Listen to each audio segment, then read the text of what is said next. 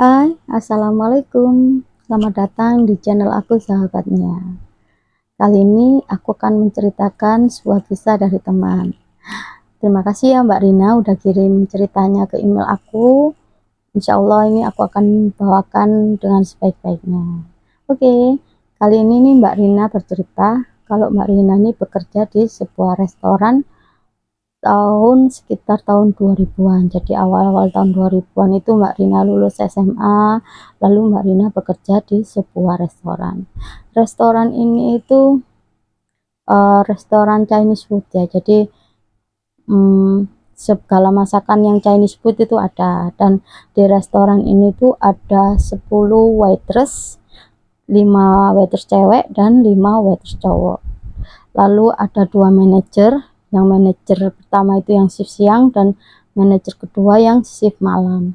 Lalu ada sekitar 4 koki laki-laki, 1 kepala koki laki-laki, dan 3 asisten koki perempuan. Letak restorannya ini di Surabaya, jadi ini di jantung kota, kata Mbak Rina. Restoran ini di sekelilingnya itu juga ada restoran, jadi memang di situ tempat kulineran lah hitungannya.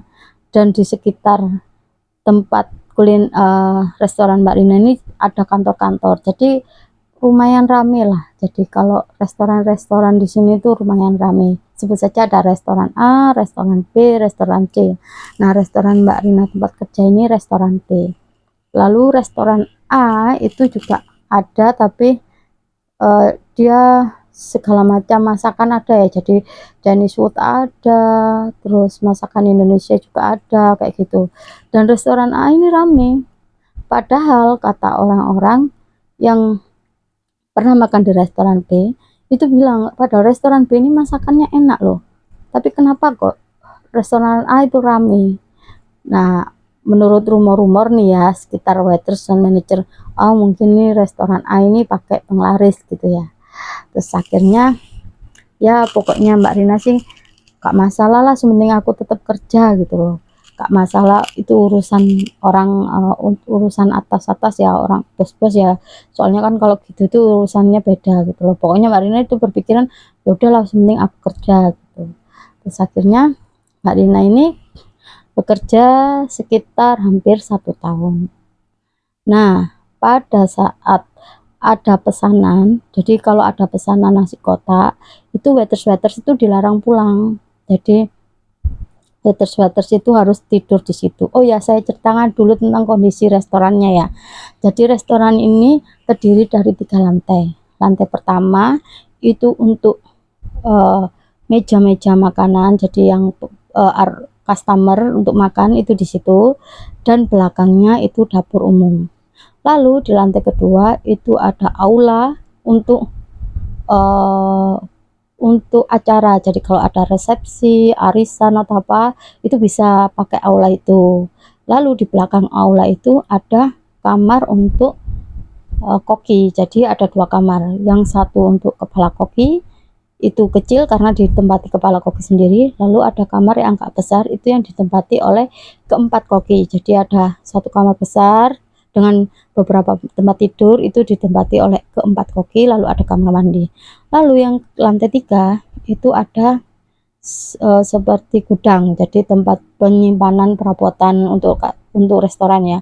Lalu di belakang gudang itu ada mes untuk cewek, jadi untuk asisten restoran itu ada 3 cewek itu tidurnya di lantai 3 itu.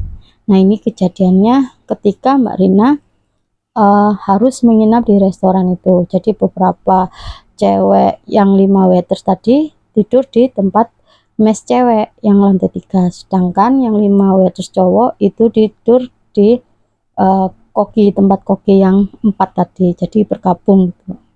Nah, ini kejadiannya ketika si Mbak Rina ini tengah malam itu kebelet pipis, jadi sekitar jam 1 gitu ya. Terus karena tempat ini tuh Mbak Rina belum pernah kan tidur di situ sebelumnya, jadi dia nggak berani, dia terpaksa membangunkan temannya. Nah, temannya ini bilang, mbak Mbak Rina bilang, "Mbak, aku anterin ke kamar mandi ya, aku nggak berani sendiri," gitu. "Oh iya iya." Akhirnya Mbak Rina nyalain lampu kamar, lalu pergi kamar mandi. Setelah kembali dari kamar mandi, Mbak Rina dan temennya ini melihat salah satu temennya, salah satu asisten restoran itu nggak ada di tempat gitu ya. Sebut saja Mbak Uli. Loh, kok Mbak Uli nggak ada ya, kemana gitu. Terus habis gitu si temennya, "Oh iya ya, kok nggak ada ya, kemana ya? Di kamar mandi tadi juga nggak ada, orang kita berdua." Toh iya.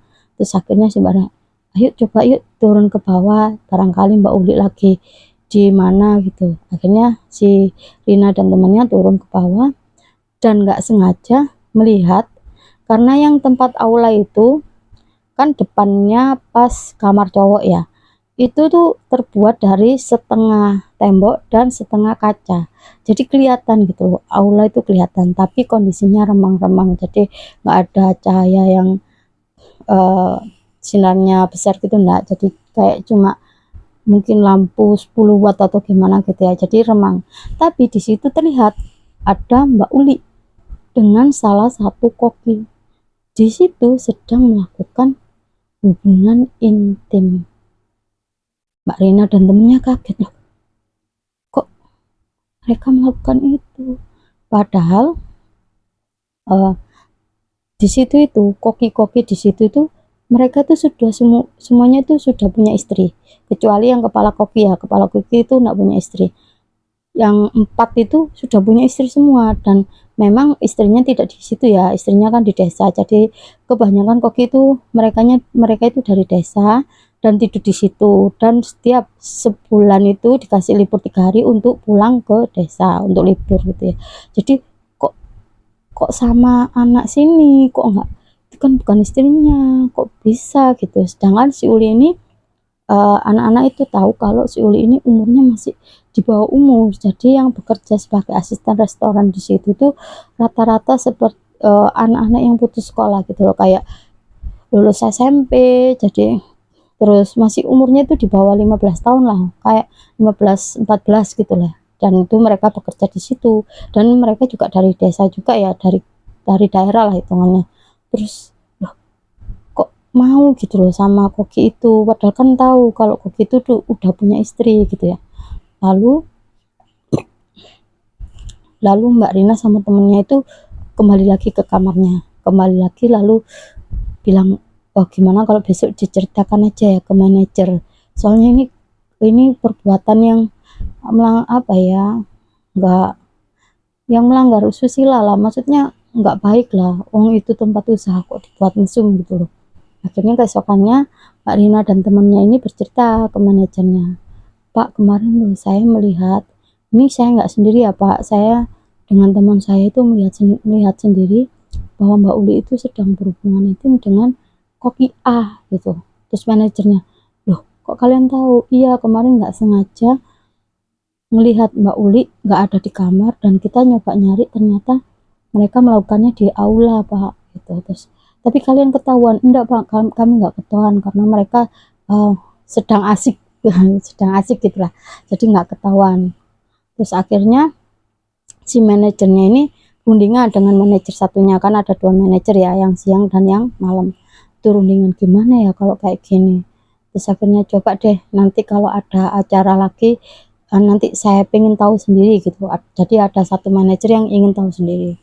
Akhirnya beberapa bulan kemudian ada lagi acara untuk nasi kotak yang diambil pagi, jadi waitersnya ikut membantu kan, harus tidur di situ, dan manajernya coba ikut tidur di situ juga. Jadi Pak manajernya ini akhirnya ingin memergoki sendiri lah gitu loh.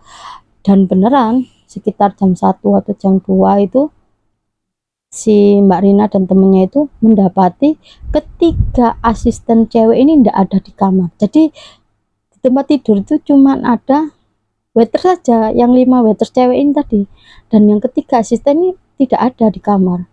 Lalu si manajer juga mendapati ketiga koki tidak ada di kamar, hanya satu koki, 5 waiter cowok, dan Pak manajer yang tidur di situ. Terus akhirnya waktu itu tahun awal 2000-an itu HP belum canggih sekarang ya, jadi waktu itu SMS-an, jadi Pak manajer mencoba SMS si Rina, ditanya, Rina gimana di situ, anak-anaknya gimana? Iya Pak, di sini ada 3 asisten yang nggak ada di kamar gitu.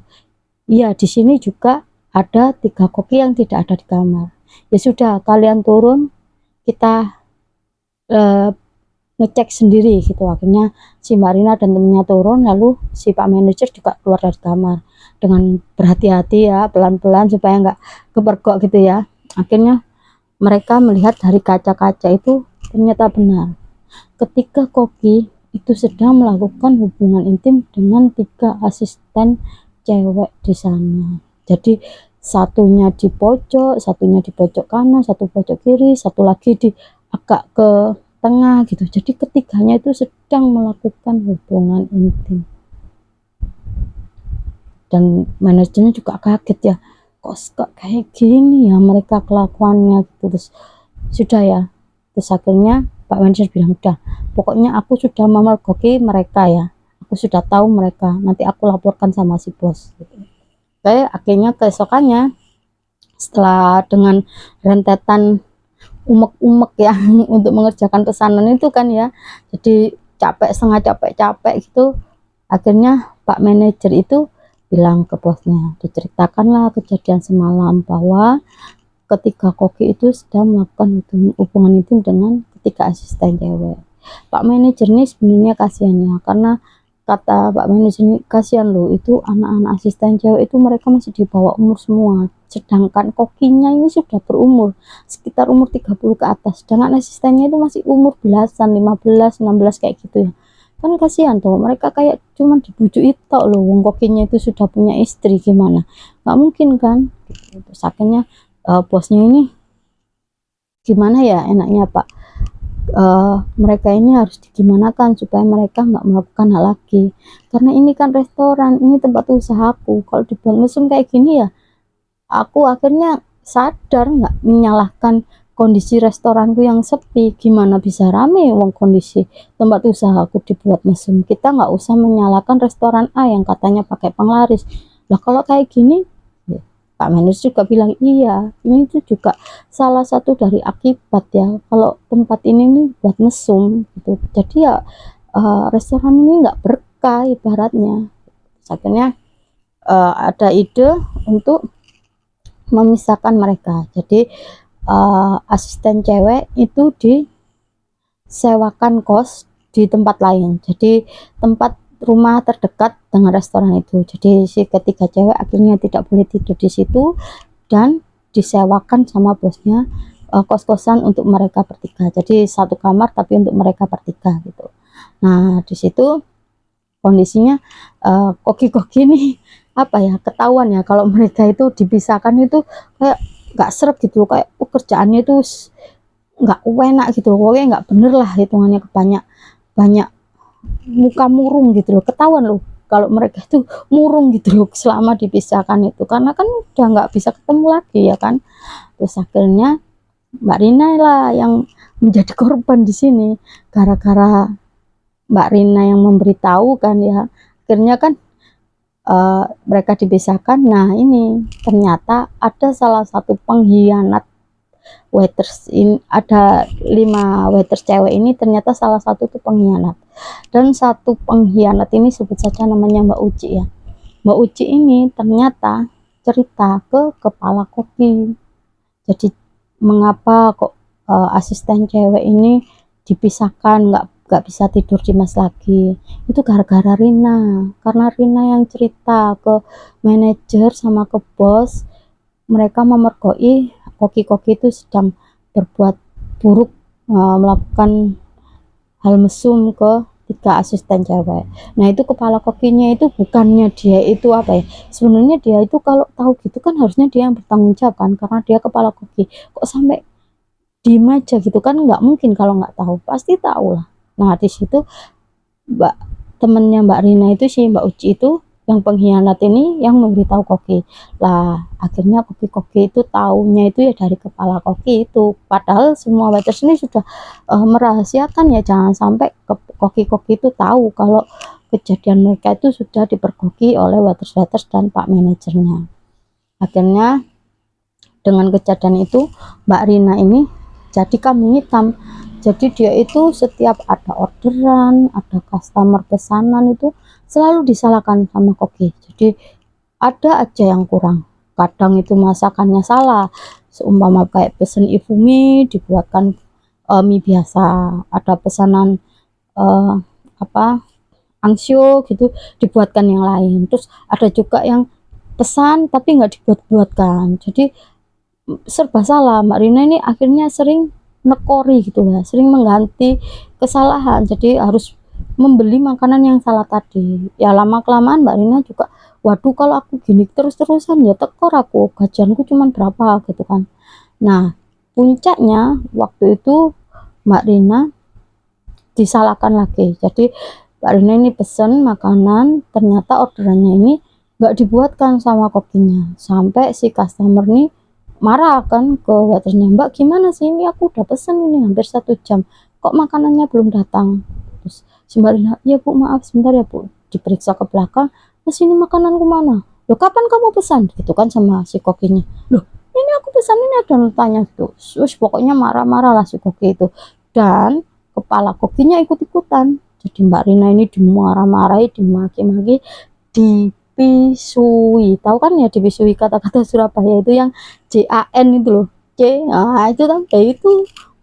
Seketika itu Mbak Rina juga, waduh, aku dipisui. Orang tua aku aja nggak pernah maki-maki misui aku seperti ini, kok aku dipisui. Seketika itu juga Mbak Rina membalas si kepala koki tadi. Jadi dia balik misui kepala koki tadi, dan dia copot rompi yang untuk waiters itu, dicopot, dilemparkan, lalu dia keluar dari restoran. Dan dia sudah nggak peduli, bah gak ngurus, yang penting aku metu gitu. Jadi Mbak Rina ini gak mau tahu, bah penting keluar gitu ya.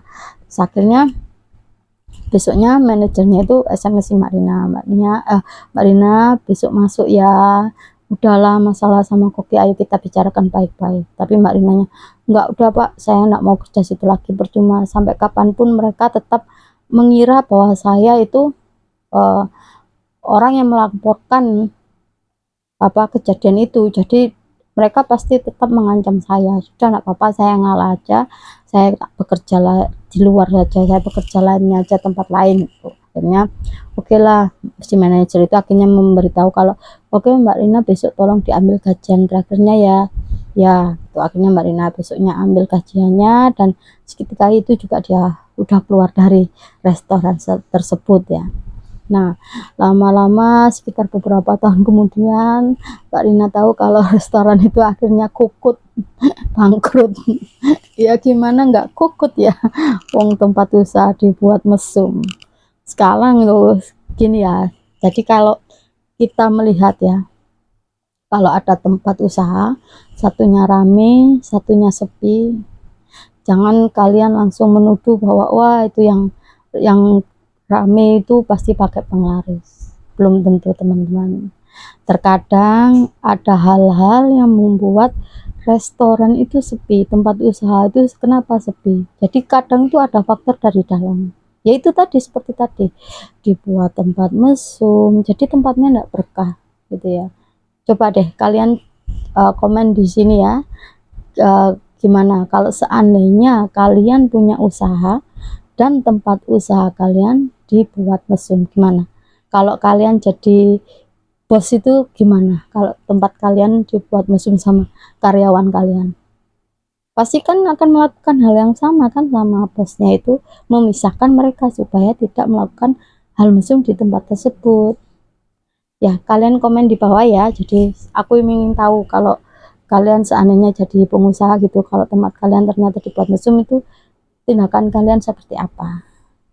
Oke teman-teman, untuk cerita Mbak Rina cukup sampai di sini saja ya. Jadi barangkali kalau ada teman-teman yang pengen berbagi cerita apapun itu, baik cerita horor, cerita komedi, atau cerita tentang pengalaman hidup kalian yang setidaknya itu bisa menginspirasi untuk kita semua ya, jadi bisa untuk pembelajaran hidup. Jadi kalau kita melakukan hal seperti ini itu kita bisa tahu, oh bahwa ini tuh dampaknya seperti ini gitu ya. Jadi itu saja teman-teman, sekian dari saya, wassalamualaikum warahmatullahi wabarakatuh, bye bye.